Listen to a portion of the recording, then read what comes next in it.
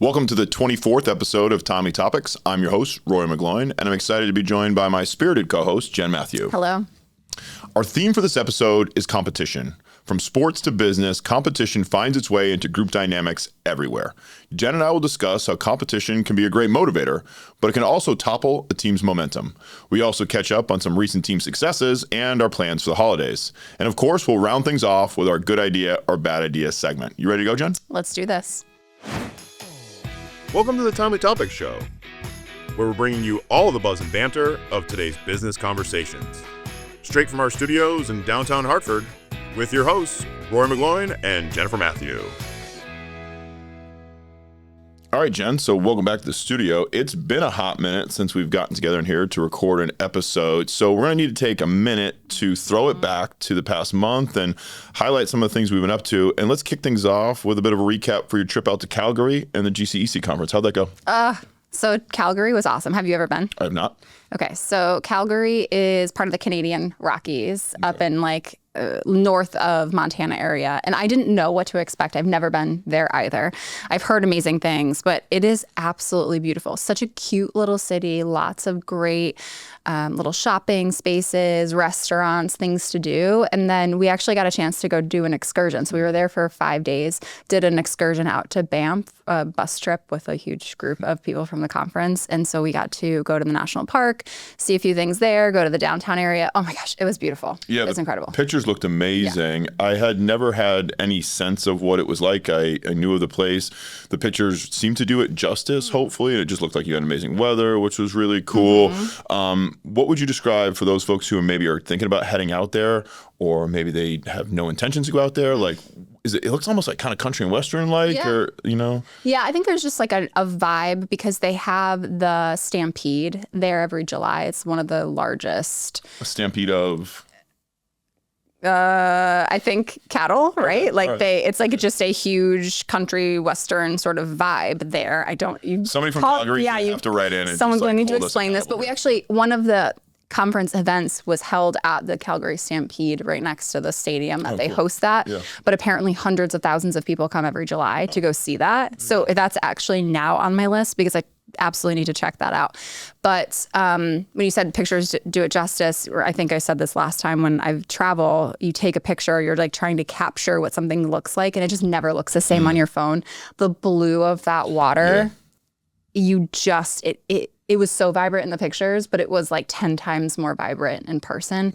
Beautiful. So highly recommend for anyone that loves the idea of visiting national parks and just seeing things that you don't get the chance to see every day and experience outdoors. Go to Calgary. It was a little cold beginning of October. Actually, we had snow in the forecast for one of the nights. And that was beginning of October. But the real reason why we were there is the GCEC conference, which is the Global Consortium of Entrepreneurship Centers. We've mentioned this on the podcast before. Really, that's the place where center directors, center staff from university entrepreneurship centers and community entrepreneurship centers come together across the world to various locations, and we have the chance to meet, share best practices, present. You and I have presented several times, several years there. Yeah, but the real special part about the conference this year is that CCI was nominated and then ultimately won an award. We came home with a trophy. Yeah, so here it is. Check it out. Look at this.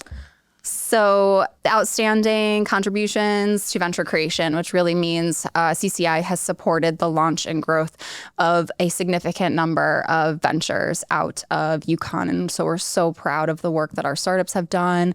Our programs are positioned to be able to support ventures from early ideation through validation to launch. And we have done so much work over the last 10 years really thinking about positioning entrepreneurs to be successful along that journey. What do they need to accomplish? What do they need to understand about their market, about their customers, about their business?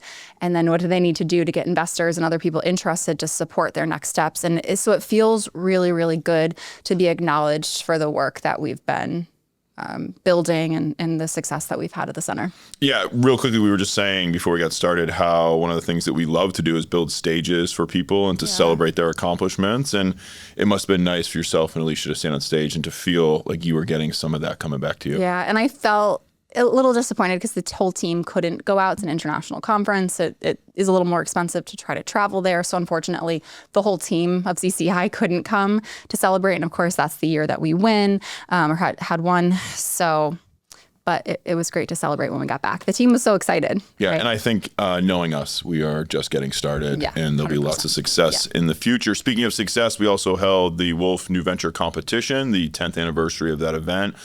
What a great day that was. It was so fun to be there. The Wolves have just been amazing supporters, and Greg and Garrett, just such fun people to hang around with and be with. So huge shout out to them and their continued support. Amazing to see our alumni come together and to hang out and to reconnect. It really, truly feels like family at this stage and them coming together. Any highlights for you on the day for the competition, Jen? I loved the 5 teams that were pitching. I say this every year. I feel like they get better and better and stronger at telling their story and captivating the audience to understand why the problem they're solving matters. This year, we had 5 women entrepreneurs that were pitching, which was wonderful to see the success that they have had. And I think what I had noticed this year amongst any other year was just the camaraderie amongst those 5. They were cheering each other along off on the side. They would hug each other after their presentations. Like you could just feel like they were in it together. It wasn't a competition, and it was more of a support system for each other. Like they were putting on a show. They were all there to be successul together. It was wonderful. Huge tribute, kind of like everybody involved from the selection process, early stages, right through to the kind of last moment of that cohort coming together. It was a competition, but they were supporting one another, and it was really cool. And of course, our theme is competition, so we're going to dive into that topic in just a little bit. But before we change gears, we are heading into the holiday season, Jen. And for us, Thanksgiving right around the corner here. And usually that means a bit of change in the seasons and sometimes a change in your mindset. We've talked about some of our favorite Thanksgiving traditions. We thought what we do is change it up here, Jen. What is it that stands out to you about the end of the year? Any traditions as you enter the end of the year or changes in mindset? Yeah. So we talked about this in one of our last episodes about how around my birthday in September, I start to think about what the end of the year is going to look like. Have I achieved my goals? What do I still need to do to accomplish them? And then I start to think about what do I want to do in the next year? What does 2026 look like? Usually this time of year, I think for our space, working in higher education, working with startups, we start to slow down a little bit towards between Thanksgiving and Christmas, but that time of year is super busy for family, for parties, for just getting everything that you feel like you need to get done for the holidays. This year, I'm trying to slow down a bit more, and instead of making it a hustle and bustle and trying to accomplish so many things in those few weeks, I am going on vacation. So I'm really excited to take some time off. Usually I take that time off after, or like between, Christmas and New Year's or into the new year. So I'm really excited to just hit pause for a little bit and really need to unwind and disconnect. What about you? 2 things. The weather starts to get cold. It gets dark. And Sure does. For me, I feel like it's a challenge to make sure I get outside every day. So I make a strong intention to walk outside, especially the darker and colder it gets. I really try to say, like, let's get outside and let's get for a walk. And just, it gives me time, I feel like, to kind of reconnect and just settle down. The other thing that I've been fairly attention about these last couple of years as the year comes to an end, when you're busy all year and you start to look at the calendar and you feel like there are a couple days maybe where you might have some free time, I try to be pretty good about getting on my phone, sending some text messages, maybe picking up the phone, calling some friends that I haven't maybe done a good job of staying connected with all year. I use it as an intentional time to say, hey, what's up? I'm thinking about you. And you try to hope that you can get together with some folks during that time of year. And it's something that as you get older, you realize it becomes just so difficult to try to maintain connection because there are things that are pulling your direction. So usually this time of year, I tend to be a little sentimental and pick up the phone and make a few phone calls that I probably should have made earlier in the year. You know what I noticed myself doing a little bit more recently is we've just been so busy, and there's a few moments where someone has asked me to do something and my first reaction in my text message back is, oh no, I know I can't do it. Like, I've got to get stuff done. I've got to work. And I know. There's been, you're like, I'm still waiting to hang out. It's been, I think maybe 3 different times in the last 2 weeks that I've actually just said yes. Like, I can take 2 hours away. It's actually so much better for my mental health and actually my productivity, right? Because you can take a break and then you come back and you're even better than before. Yeah, I'm huge on that. I actually think that when people invite you to do things, you should make every effort to say yes, because otherwise the invites stop coming. And that's something that we talk a lot about. And it's also a time of year to give thanks. And we just thought we'd take a quick moment right now. We'd love to thank our dedicated listeners and viewers who have been checking in with us since we started, 24 episodes in, which is really exciting. exciting. And I also want to take a moment to give a big thanks to our team, the folks behind the scenes, to Lucas, to Abby. Couldn't do this without you guys. And so we really appreciate everything that you do throughout the course of the season. And we're looking forward to celebrating the next couple episodes with you. And with that being said, let's kick it over to our section on correspondence, and let's hear a little bit from our listeners. We actually got a lot of correspondence over the last couple of weeks, Jen. And I'll kick things off. We did an episode on teamwork, which for me, to date, my favorite episode that we've ever done. Yeah. It might be rivaled competitively today in a little bit, but I really enjoyed that one. If you haven't listened to the teamwork episode, I think from an insight perspective, Jen and I really enjoyed it. I think you will too. We got some good comments on that. Doomy checked in and said, great insight. I would say that even attending games that involve play with your team can help teamwork. And I thought that was really, quite of an insightful finding and contribution. So thanks for checking in, Doomy. Yeah, and Kim from Orbit Creates, who's one of our pitchers at the Wolf Venture competition, said, we love this. We were born to play. And that's in reference, we were talking about the magic of play and how adults don't necessarily take a moment to pause and to play.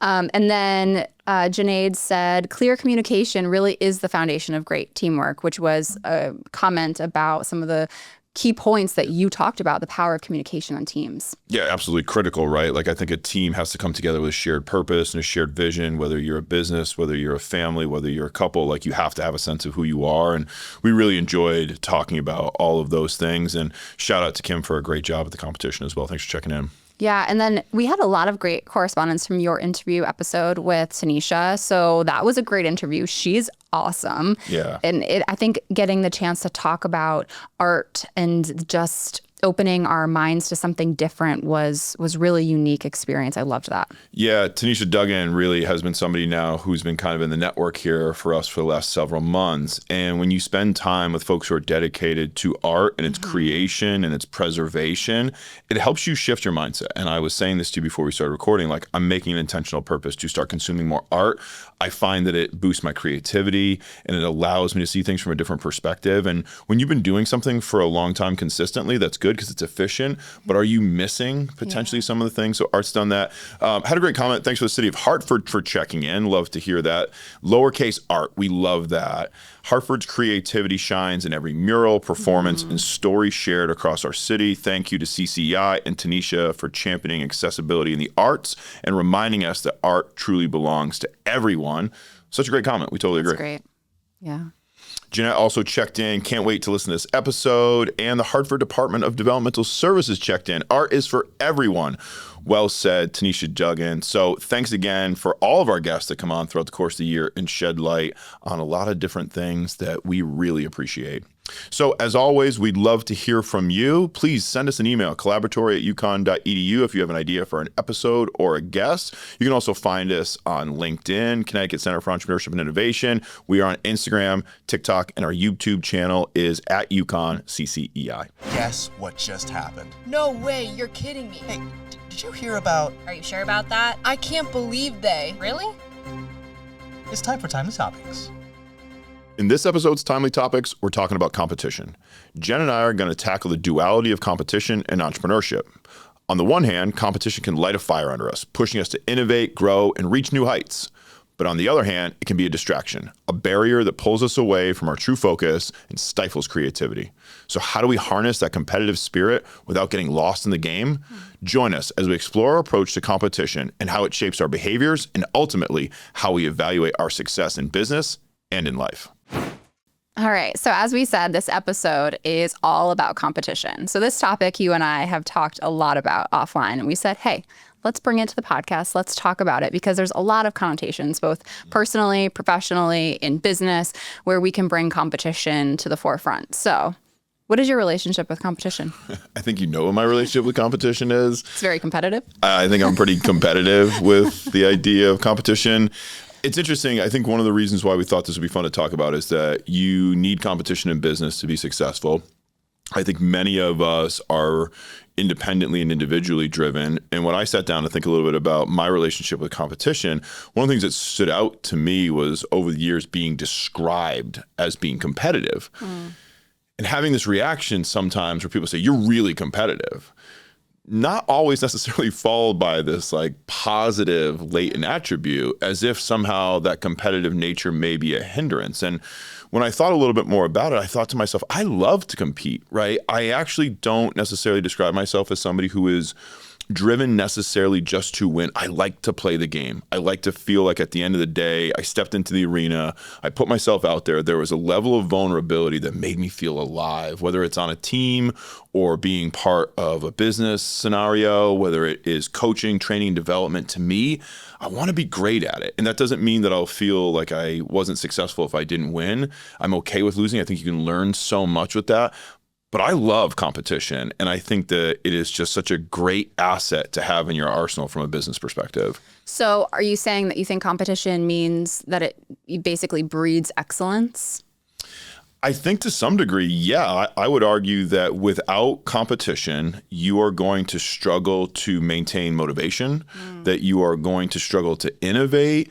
If you have a great competitor, whether that be somebody on your sports team who's taken away minutes from you, for those of the folks who can relate to those experiences in life, to somebody in business that you're competing with, I think that they force you to reflect and to innovate and to grow and to challenge yourself. And that if we didn't have competition, I'm not quite sure what would ultimately move us forward.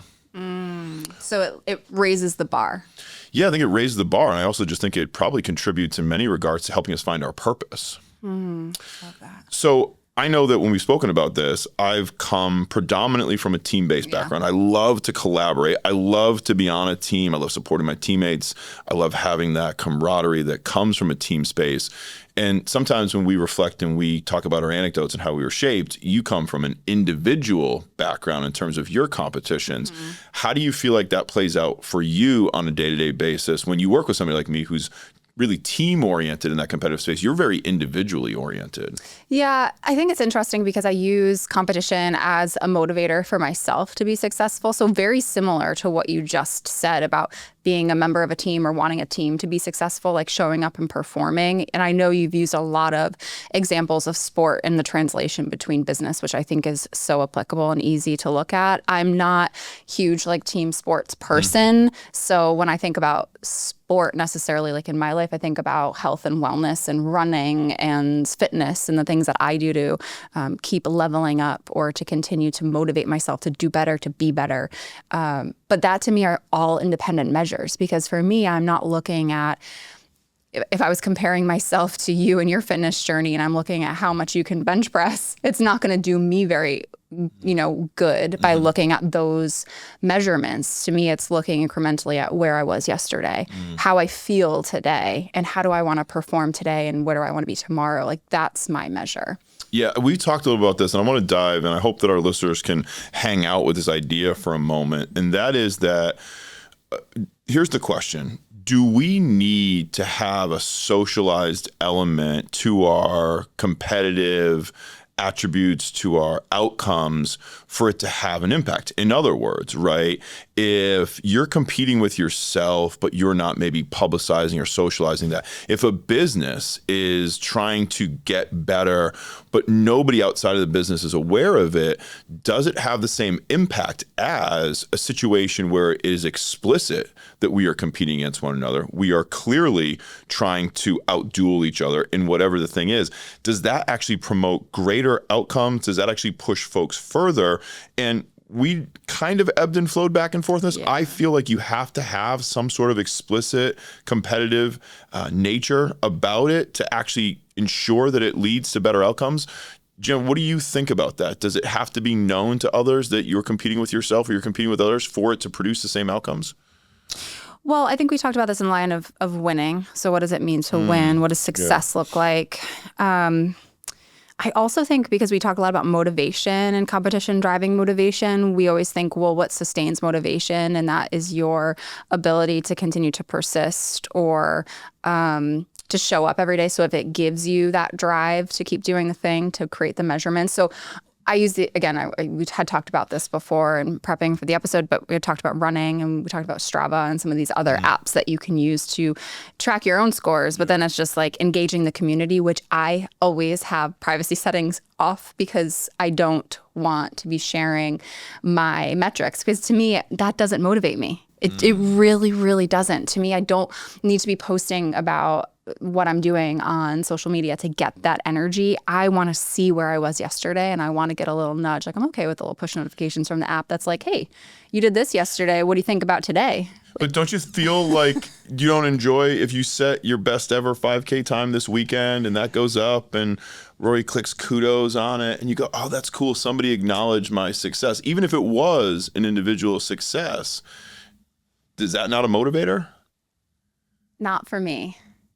And I know we've talked about this before, but I think we said something about acknowledging when something has changed or you have made an improvement. I don't love getting feedback on how I've changed in the moment, because it's like, give me the permission today to show up as I want to be. Because if you point out how I am today, it makes me recognize all the things I wasn't yesterday. It almost like I wasn't enough before today. Yeah.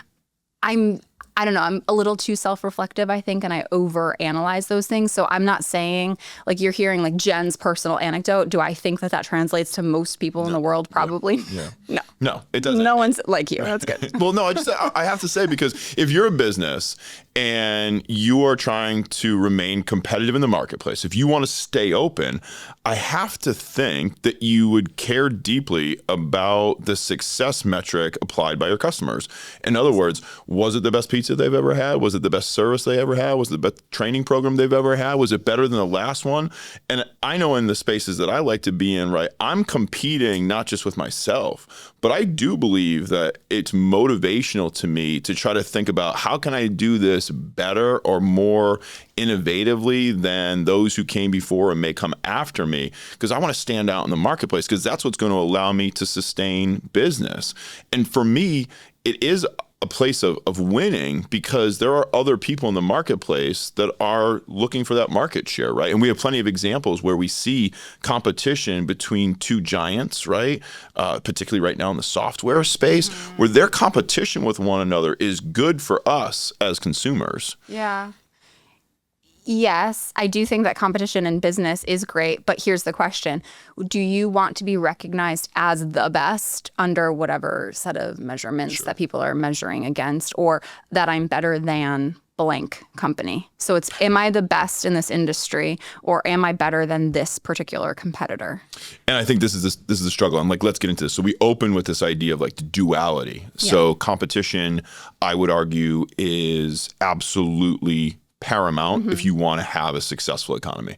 If folks want to continue to have a great quality of life, we need businesses that are competing with one another, which means we need individuals that are competitive. Your question's an interesting one. Do you want to be better than, or do you want to be the best?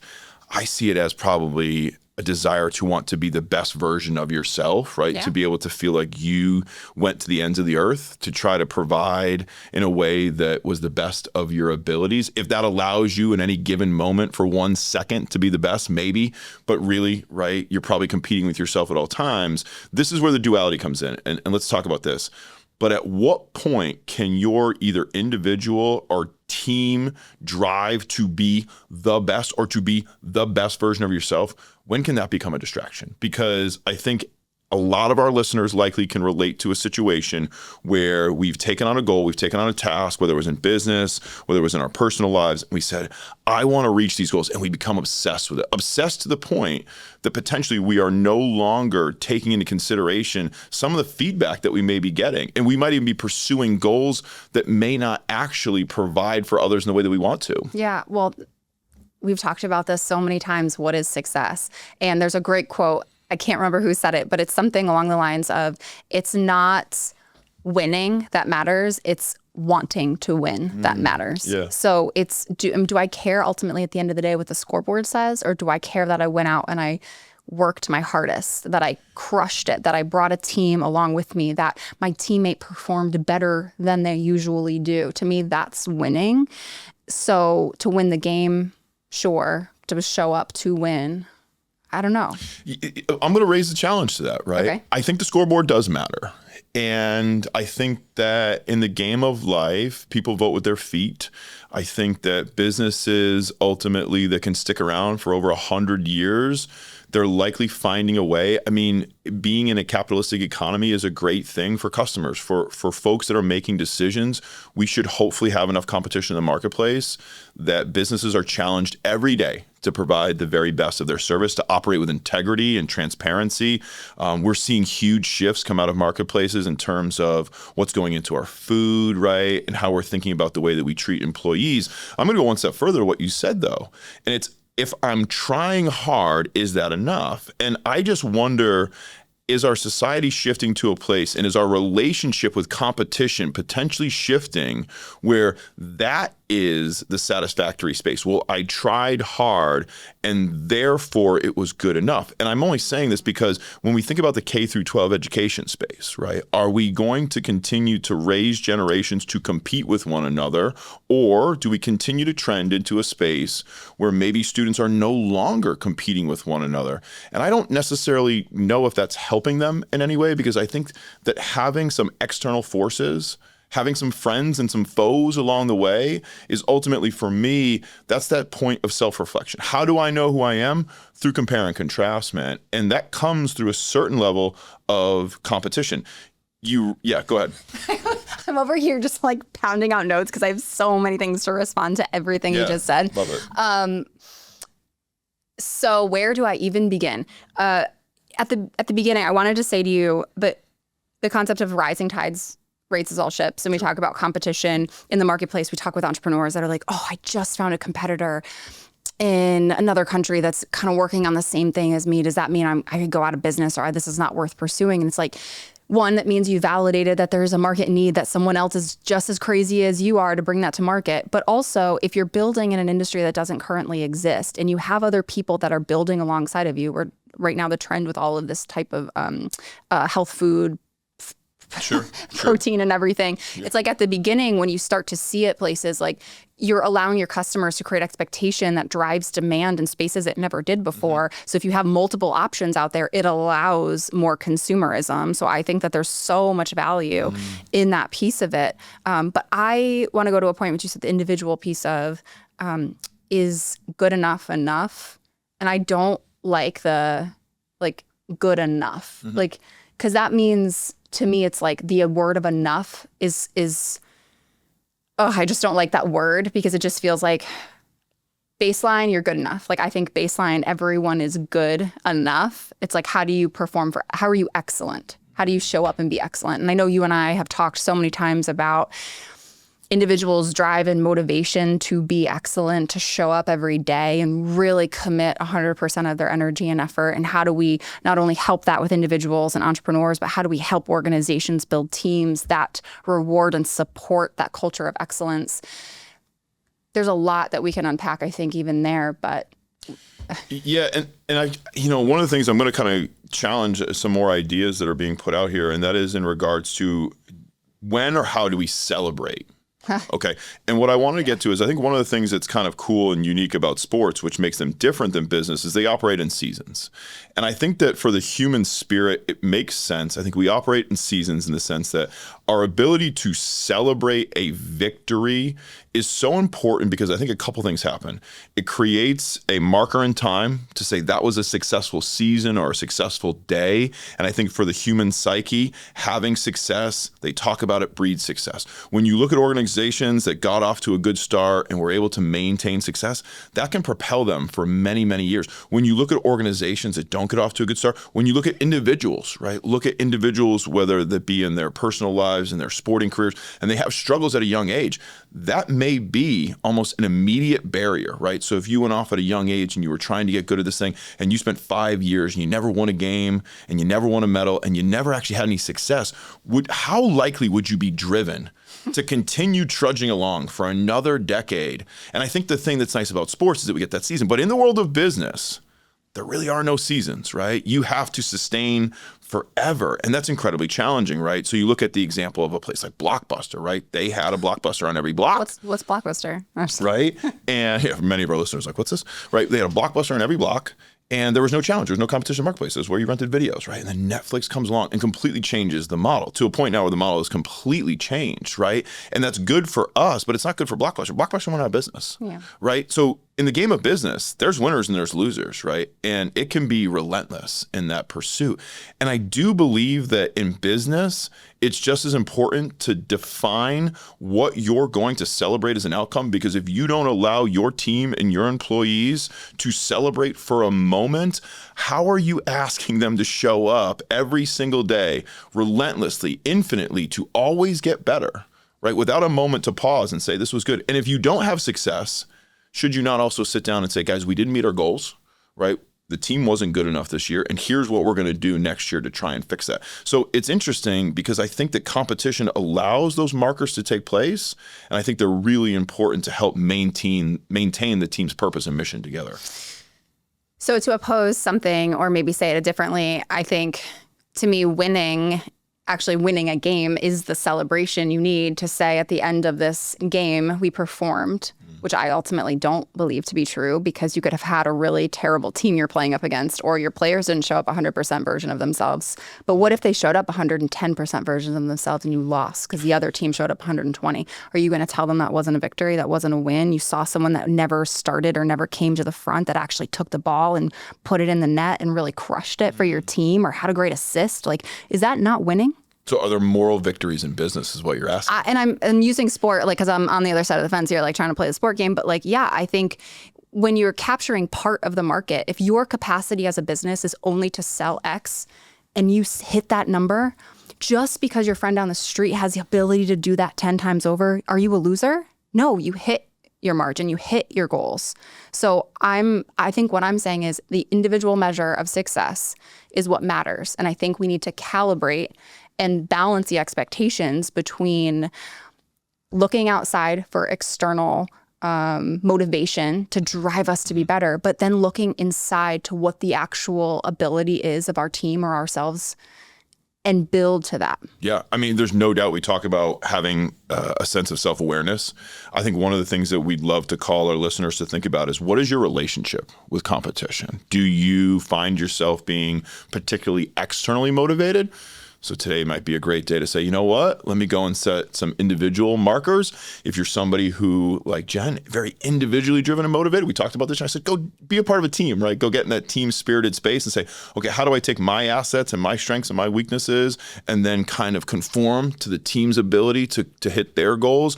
I think understanding your relationship with competition is the first step in maximizing the role of competition in your life and getting the most out of it.